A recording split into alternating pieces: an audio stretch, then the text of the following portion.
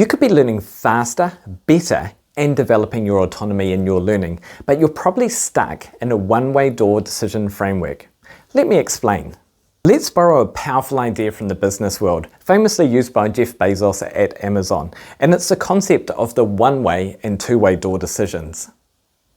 One-way door decisions are like walking through a door that locks behind you. They're high stakes, irreversible, and often incredibly difficult and costly to undo. In business, think merging with another company or building a massive specialized factory. These require deep analysis, careful deliberation, and consensus because the consequences of being wrong are huge. Two-way door decisions, on the other hand, are easily reversible. If you walk through and don't like what you see, you simply turn around and walk out again with minimal fuss. Examples? Well, it could be as simple as changing the color of a button on a website or changing the layout of a shop front to encourage more customers to come in. These should be made more quickly, often with less information, but it encourages experimentation and speed. The key in business is to distinguish between these two and apply the right amount of process. Don't use a one-door process when a two-way door decision is the one to go with, particularly because it'll cause you to be slow and miss out on opportunities. Now, let's apply this to your learning journey, where you'll find most of the learning decisions that you make are actually two-way door decisions. Enrolling in a paid short-term workshop or intensive bootcamp, a two-way decision. Hiring a tutor or a coach for a limited number of initial sessions, two-way decision. Joining a paid online community or mastermind group focused on a specific learning area, two-way decision. Investing or hiring a specific piece of equipment that gives you that hands-on skills that you're looking to progress, two-way decision. And just like in business, treating every learning choice as a one-way door, needing to find the perfect information, make the right choice, or even fear any negative outcome that can come from it will dramatically slow down your learning process. You miss opportunities to explore, practice, and discover. But here's the challenge. Our brains aren't always the most rational decision makers. Cognitive bias can subtly push us to treat reversible learning decisions as irreversible, or even make us afraid to reverse when it's in fact the right option. Take anchoring bias.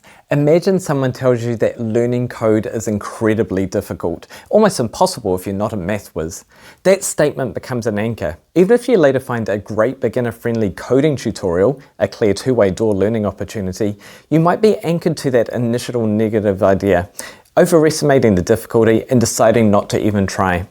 You've treated a reversible experiment as a locked door. And then there's the sunk cost fallacy. You've spent 3 weeks struggling through a particular online course that you realize isn't a good fit for your needs or the content is poor. That time is sunk cost. However, a two-way door decision means that you would stop and simply seek out a better option that is more aligned with the pathway that you want to follow. But the sunk cost fallacy whispers, don't quit now, you've invested so much already. Just push through, you're so close. And this makes you stick with a suboptimal learning plan, throwing good time after bad, anchored to the past, simply because you're afraid of reversing your decision. The easily reversible door feels impossible to go back through. So how do you overcome this? By shifting your focus. The perfect learning pathway is often difficult to find, or maybe even impossible. However, the real learning and real value comes from engaging into the process, the decisions you make, and the outcomes that occur. Frame every learning decision, especially the two-way door ones, as an experiment. Let's say you commit to a new memorization technique, and it works great. Fantastic. You've learned that this is the right process and right technique for you.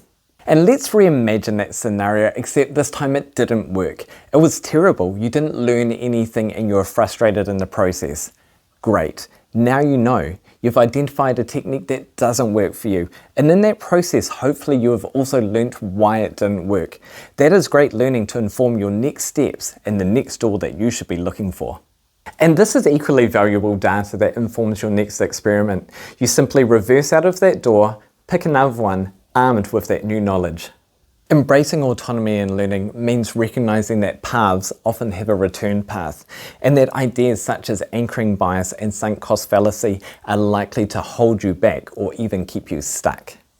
Most importantly, it means valuing the learning from any decision, regardless of whether it was a success or whether you learned something from a mistake. So look at your learning goals. Identify a small reversible decision that you've been hesitant to make. Recognize it as a two-way door. Walk through that door, knowing that whatever the outcome, you will learn. And that is the power of autonomous learning.